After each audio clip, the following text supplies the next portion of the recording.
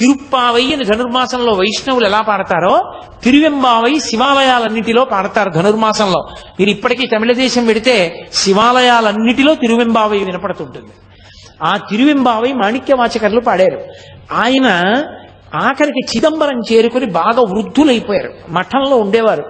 ఈయన మాటలు లోకానికి అందాలని పరమశివుడు ఒక వృద్ధ బ్రాహ్మణ వేషాన్ని వేసుకుని వారి ఇంటికి ఆ మఠానికి వెళ్ళి బాగా చీకటి పడిపోయిన తర్వాత, అయ్యా పరమశివుడి మీద మీరు ఇన్ని పాటలు పాడారు కదా, మళ్ళీ ఒక్కసారి పాడండి వింటానన్నాడు.